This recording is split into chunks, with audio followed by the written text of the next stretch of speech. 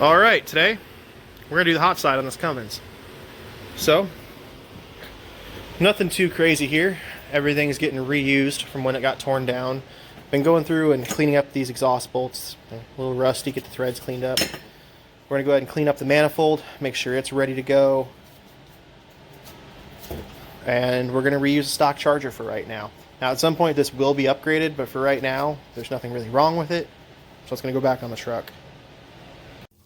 So what I do when I do these is I usually take a bolt, put it in either end of the manifold, and that's enough to hang it. Now, there's a pretty big gap between the manifold. Gives me plenty of room to be able to come in here and get my exhaust manifold gasket slid in.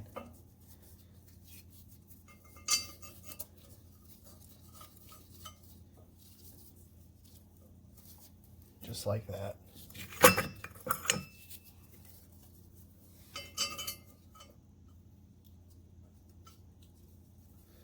So you just work through, do them all, and then at the end you go back and do the 2 cylinders that you used to hang the manifold from the start.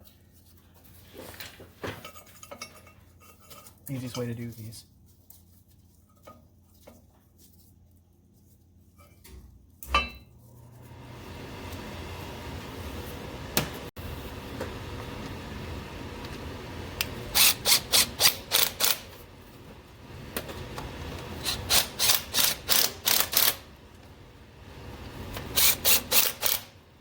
Not going crazy tight with them now, just running them down.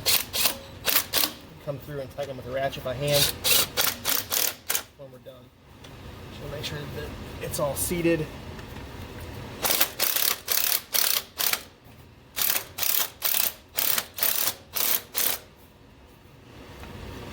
And ready to go. Well, that sucks. At least it hit the floor. There we go. Manifold is on. They've all been tightened up with a 3/8 ratchet. Ready to go. So next up, I'm going to go make sure that everything's ready on the turbo. Get all my gaskets, find the bag that has all the bolts and nuts for it. And we'll hang a turbocharger on the side of this thing.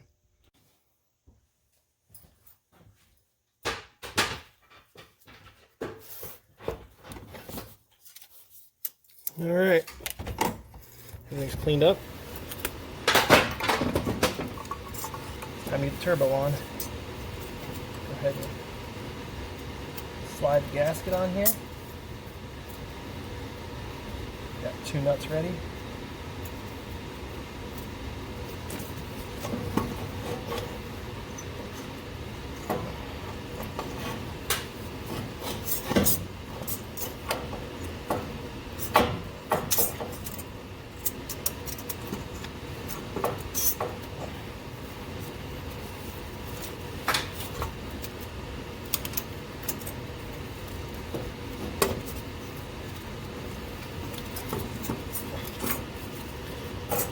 There we go. That wasn't too bad.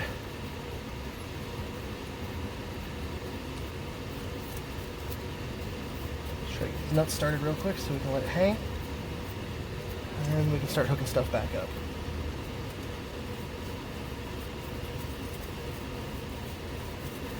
There we go. Down here and find our drain.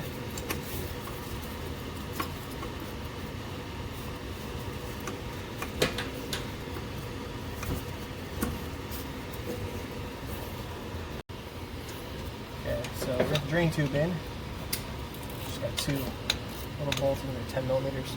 Yeah, 2 10mm up from the bottom. Now, oh, it looks like you guys are falling. You'll be fine. I always do these before I finish tightening the turbo to the manifold, because it can be a pain to try to line it up later. It's nicer to have some movement in the turbo when you do these. Now that we've got that drain tightened up, just sit here and slowly tighten down the turbocharger to the manifold. These top ones, you can try to get a ratcheting wrench in there, but they still suck to do. I just do them with an open end wrench and try to use the box end as much as possible.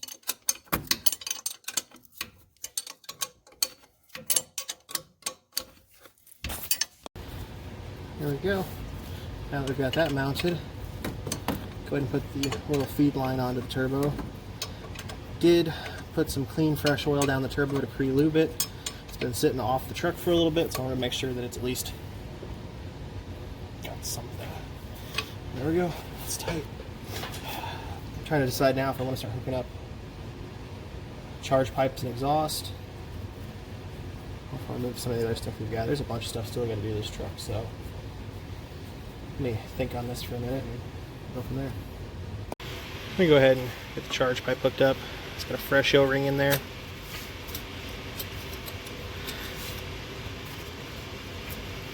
The V-band clamp worked up here.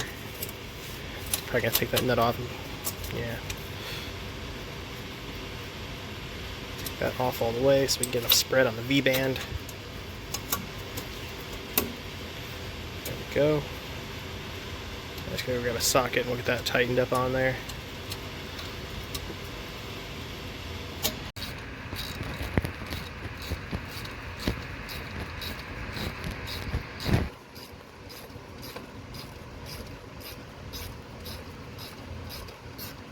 Got that back on. Threw this boost reference line back on it. And I just went and sat these hard coolant lines in place. I need to tighten it up there, and reset the two clamps on that side. We've got the coolant pipes out of our way, done. And then we'll probably start fighting getting the downpipe up in place and getting the downpipe on the turbo. Now we're gonna see. That actually doesn't look like it's gonna be bad at all. I thought that was gonna be a lot worse. Let me go grab a ratchet real quick and we'll see that thing thrown right on there.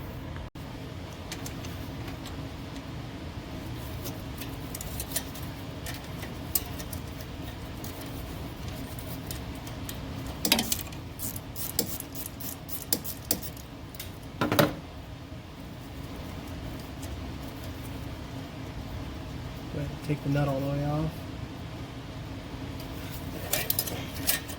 V-band to stretch easier.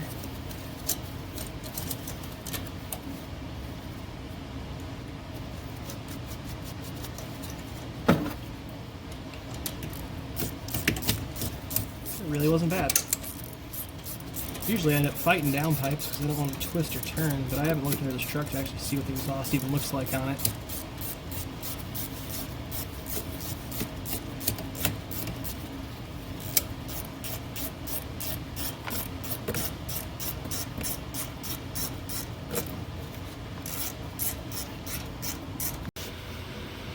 Well, that's pretty much this entire side of the engine reassembled. I still have to put the air box back in that, but we don't know yet if we're going to go back stock air box right now or if he's going to order an aftermarket intake. So I'll wait to put this in. This is not important for what I'm doing right now. I think next up, there's a couple things we could do. First thing is I need to go pop test a bunch of injectors. So he got a used set of performance injectors for a good deal. He kind of wants to run them, but I want to make sure they're good before we put them in the truck. If they're not, we're going to retest the ones that came in here with, see what we can get away with on stock ones. We also have a fluid dampener put on the front of the motor. Once we do that, we'll run overhead and set all the valves. Once that's done, I can really get the valve covers back on and probably start redoing that side of the engine, but I've got pump work to do over in there too, so I don't want to go throwing that all back together yet. And then I need to get to the back of the engine because it's got a coolant bypass kit to put on it. It takes the rear freeze plug out. And where did I put it at? There it is. So this bolts right to the back of the engine. It's got a thermostat in it, and it bypasses coolant to allow it to flow out of the back of the head. So that when this thing starts making power and heat, that we're not just trapping all that heat in the back cylinders.